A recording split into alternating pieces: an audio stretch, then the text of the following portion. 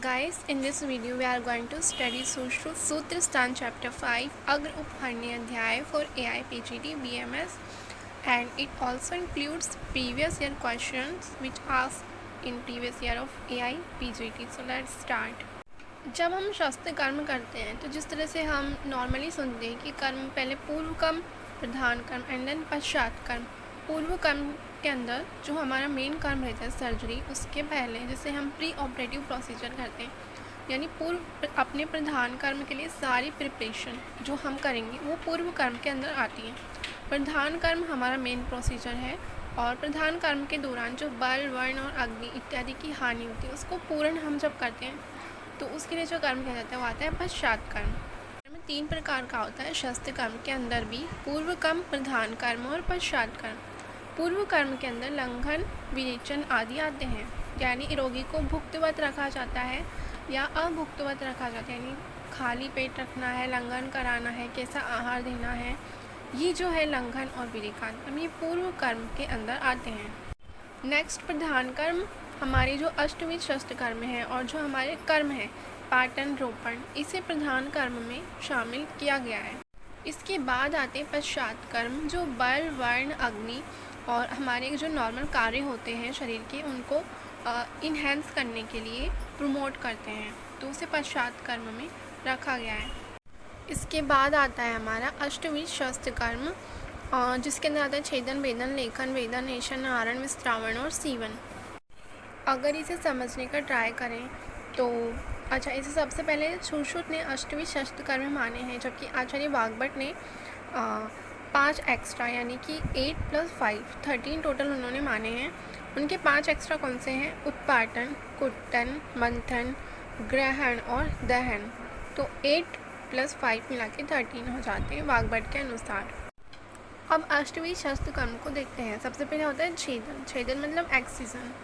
Excision जैसे for example अर्श, चर्मकील और भगंदर। अर्श मतलब पाइल्स, एक तरह से एनल कैनाल पे एक्सटर्नल जो मास हो जाता है हमको उसको निकाल कर फेंकना है, तो हम उसको कट करेंगे एंड देन थ्रो। तो एक्सिजन यानी कट लगाया एंड थ्रो। एग्जांपल अर्श, चर्मकील और भगंदर। दूसरे नंबर का हमारा शस्त्र कर्म है भेदन, जिसे मॉडर्न में इंसिजन कहते हैं। इसे चीरा लगाना भी कहते हैं। जैसे कोई एप्सिस हुआ उसके अंदर हम इंसिजन लगाते हैं, तो इसका सिंपल सा एग्जाम्पल हो जाएगा विद्रदी या एप्सिस। नेक्स्ट वन इज़ लेखन या स्क्रैपिंग या फिर जिसे स्क्रैपिफिकेशन भी कहते हैं। इसका एग्जाम्पल हो जाएगा किलास और उपजीविका। इसके बाद हो जाएगा वेधन, जिसे पंचरिंग भी कहते हैं। नोकदार शस्त्र से छेद करना, यानी जैसे अपन सिरिंज से वेन के अंदर पंचरिंग करते हैं, ब्लड निकालते हैं, तो उसके लिए हम पंचरिंग करने के लिए शस्त्र से छेद करते हैं। तो इसका एग्जाम्पल हो जाएगा शीरा वेदन। नेक्स्ट आता है एशन यानी प्रॉबिंग, एक्सप्लोरेशन। मान लो कोई साइनस क्रिएट हो गया, हमको उसके वेग का, उसकी लोकेशन का और वो कहाँ पे एंड हो रहा है इन सब का पता लगाना है, तो उसके लिए हम एक थ्रेड या फिर एक शलाका को एंटर कराते हैं।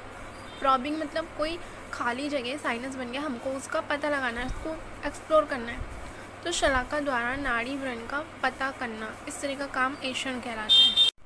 फिर आता है आहरण। आहरण यानी खींच के बाहर निकाल लिया, एक्सट्रैक्शन। जैसे मूढ़ गर्भ, मान लो जैसे मूढ़ गर्भ हो गया, यानी कि जो मरा हुआ गर्भ रहता है उसको खींच के बाहर निकाल लिया, तो उसे भी हम आहरण के अंदर एग्जाम्पल मानते हैं। इसके बाद नेक्स्ट आ गया हमारा विस्त्रावण, जिसे हम ड्रेनेज कहते हैं। मान लो कोई एप्सिस फॉर्म हो गई, अब उसमें पस भी है, ग्रंथि बनती है, उसके अंदर पोए आदि हो जाता है, तो पहले हमने इंसिजन लगाया, देन ड्रेनेज यानी कट लगाकर हम कौन सा कर्म करते हैं? विस्त्रावण, जिससे ड्रेनेज मतलब बाहर निकालना, रस, लसिका, पोए, वली आदि को बाहर निकालना।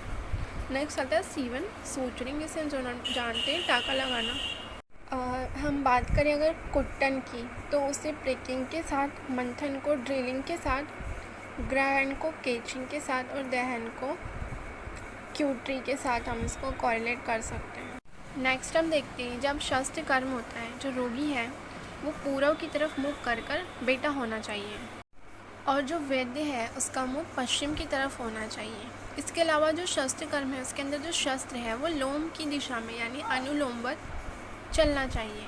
के बाद एक लाइन आती है, महत्वस अपि च पाकेषु द्वय अंगुलांतरम त्रय अंगुलांतरम व शस्त्र पदमुक्ता। यानी कि अगर ज़्यादा भी पाक हो जाए, ज़्यादा भी बड़ा हो जाए, तब भी हमको 2 अंगुल या 3 अंगुल ही शस्त्र से व्रण करना चाहिए। नेक्स्ट आता है व्रण के गुण। व्रण के गुण होते हैं विशाल, आयत, सम, सुविभक्त और निराश्रय। निराश्रय मतलब पूरे कोटर रहित। इसके बाद नेक्स्ट आता है छेदन। छेदन की टाइप्स कितने होते हैं, तिर्यक, चंद्रमंडलवत और चंद्रमंडलवत। तिर्यक छेदन कहाँ पर होगा, जैसे भ्रू, गंड, शंख, ललाट, कक्षा, कुक्षी, पुट, ओष्ठ, दंत, वेष्टक, कुक्षी, वंशन इत्यादि में तिर्यक छेदन होगा। नेक्स्ट आता है चंद्रमंडलवत छेदन कहाँ होगा, तो पाणिपाद यानी हाथ पैर पर चंद्रमंडलवत छेदन होगा। अर्ध चंद्रमंडलवत छेदन कहाँ होगा, गुद और मेटर पर। इसको सिंपली हम ऐसे याद रख सकते हैं कि चंद्रमंडलवत तो हो गया पाणिपाद पर, अर्ध चंद्रमंडलवत हो गया गुड मेटर पर, और इसके अतिरिक्त जो भी है उसमें तिर्यक छेदन होगा। भ्रू, गंड, शंख, ललाट जो भी लाइन चले उसमें होगा तिर्यक छेदन। के बाद अगर हम अपनी मर्जी से कुछ भी छेदन लगा रहे हैं, जैसे मान लो हमको पाणिपाद में लगाना है और हम अंदर चंद्रमंडलवत लगा रहे हैं, जबकि पाणी और पाद में चंद्रमंडलवत लगता है, तो अगर उपरोक्त विधि से चीरा नहीं लगाएंगे तो क्या उपद्रव हो जाएंगे, सीरा स्नायु छेद हो जाएगा, अति मात्रा में हमको वेदना होगी। चिराद व्रण संरोहण यानी कि जो व्रण है वो देर से भरेगा, और मांस कंद प्रादुर्भाव, जो मांस है वहाँ पे ग्रंथि की उत्पत्ति हो जाएगी।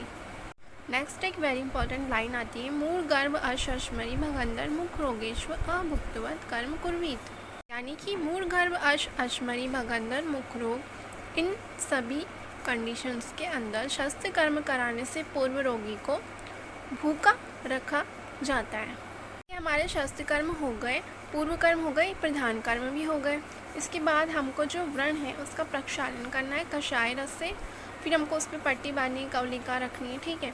उसके बाद हमको तिल, कल्क, मधु, सर्पी, प्रगाढ़म, औषध युक्तम, नाति स्निग्धम, नाति रुक्षम, वर्ती प्रविद्या, यानी हमको वर्ती प्रविद्या रखनी है। कैसी, तिल, कल्क और मधु, सर्पी संयुक्तम, प्रगाढ़म, औषध अच्छी वाली औषध से युक्त, ना अति स्निग्ध ना अति रुक्षवर्ती। अगर अति स्निग्ध रखेंगे तो उसका लीकेज हो जाएगा और वो अच्छे से उसको पूर्ण नहीं कर पाएगी और काफ़ी उपद्रव उत्पन्न करेगी। ठीक है, हमने शस्त्र कर्म कर दिया, प्रक्षालन कर दिया, वर्ती बांध दी। उसके बाद हमको व्रण का धूपन करना है। धूपन के लिए क्या ठीक है, गाव प्लस राल, गाव, राल, श्वेत सरसों, लवण, नीम के पत्ते और घृत। गाव यानी गूगल, अगर और बचा। गूगल, अगर, बचा और राल, इनके साथ श्वेत सरसों को मिलाना है।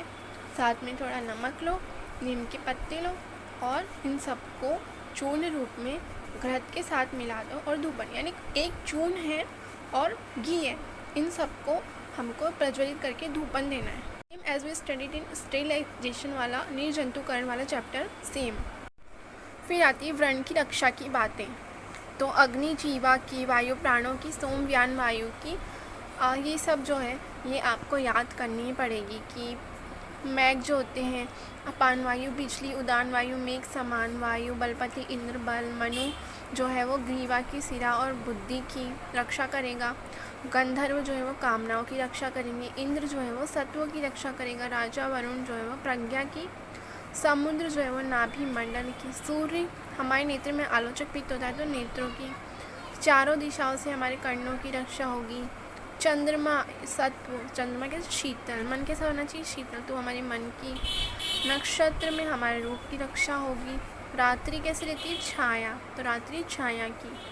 औषधियाँ हमारी रोम पंक्ति की, क्योंकि जब औषधियाँ लगाते हैं तो वो रोम की पंक्ति में रखती हैं तो उसकी रक्षा होगी। जल हमारी जल और वीर्य कैसा होता है, द्रव होता है तो जल वीर्य की। आकाश मतलब छिद्र, तो वो शरीर छिद्र की। पृथ्वी हमारा पूरा बॉडी, तो देह की। विश्वानर सिर की। विष्णु महापराक्रमी तो पराक्रम की। पुरुषोत्तम पौरुष की। ब्रह्मा आत्मा होती है तो ब्रह्मा आत्मा की। और ध्रुव जो है वो भ्रकुटियों की रक्षा करें। नेक्स्ट हमारे आता है कि बैंडेज चेंज, यानी कि व्रण बंधन की पट्टी हमें कब चेंज करनी है? जनरली 3rd डे पे। लेकिन अगर हम दूसरे दिन ही पट्टी खोल दें तो क्या होगा? अच्छे से उसका अपना हीलिंग प्रोसेस रन कर रहा है, हमने उसके पट्टी बांध दी, अंदर तिल करके मतलब सर पे रख दिया, मतलब आजकल के में मलहम लगा, वो हील हो रहा है, तुमने सेकंड डे ही खोल दिया तो ग्रथित हो जाएगा, चिरादुप संरोहित और तीव्र रुजा। लेकिन अगर ऋतु के अनुसार देखें, शिशिर, बसंत, ग्रीष्म, वर्षा, शरद, हेमंत, तो जो गरम ऋतुएं होती हैं या फिर जिनमें पित्त का प्रकोप होता है, क्लेदनता रहती है, उसमें हमको सेकंड डे ही पट्टी खोलनी है। कौन सी? ग्रीष्म, वर्षा और शरद। शरद में तो पित्त का प्रकोप होता ही है, तो ग्रीष्म, वर्षा और शरद। इसके अलावा शिशिर, बसंत और हेमंत के अंदर हमको 3rd डे पे ही पट्टी खोलनी है। लेकिन अगर ऐसा ही कंडीशन हो जाए कि वर्ण ही पैतृक है और ऋतु शरद या ग्रीष्म है, तो एक दिन में 2 बार पट्टी खोलकर बांधनी है। अगर व्रण वेदना ज़्यादा हो रही है तो हमको मुलेठी, और मुलेठी हीलिंग करता है, इसके साथ घृत लगाना है, उष्ण करके दोनों 6 माशा। तो आज हमने पढ़ा सबसे पहले पूर्व कर्म, प्रधान कर्म, पश्चात कर्म। इसके बाद हमने देखे अष्टवी शस्त्र कर्म और वाग्भट ने उसमें 5 जो एक्स्ट्रा ऐड किए, टोटल 13, सुश्रुत के अनुसार 8। फिर उसके बाद हमने देखा कि शस्त्र कर्म रोगी कैसे हो, पूर्वमुखी वेद्य कैसा हो और शस्त्र किस दिशा में चलेगा। इसके बाद हमने देखे व्रण के क्या गुण हैं, यानी व्रण कैसा कर सकते हैं शस्त्र कर्म करते टाइम।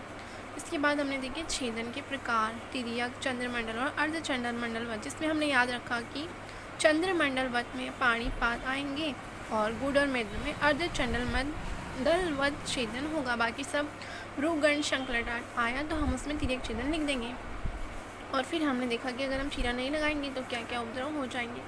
इसके बाद हमने देखा कि जब हमने शस्त्र कर्म किया उसके बाद हमने व्रण को अच्छे से धोया कषाय रस से, देन हमने उसमें एक वर्तिका यानी कि एक तरह से पट्टी बांधी। पट्टी बांधने के बाद भी हमने उसको एक्स्ट्रा स्टेलाइज किया धूपन क्रिया के द्वारा। करने के बाद हमने अपने व्रण की रक्षा की और इन सबसे प्रार्थना की कि तुम सब हमारे इन रूपों की इन प्रकार से रक्षा करो। उसके बाद हमने व्रण की पट्टी कब चेंज करनी है इस बारे में डिस्कस किया, और जब हमारी वेदना व्रण की थी तो उसमें हमने हीलिंग के लिए मुलेठी और साथ में उष्णग्रस्त संस्कार से अनुवर्तनाथ से बहुत अच्छा होने से इसको ऑलवेज यूज़ करते हैं लगभग ऑलमोस्ट। तो मुलेठी के साथ उष्णग्रस्त 6 माशा लेकर यूज़ किया। That's all about chapter number 5 अग्र उपखंडीय अध्याय। In next video we are going to study about chapter next.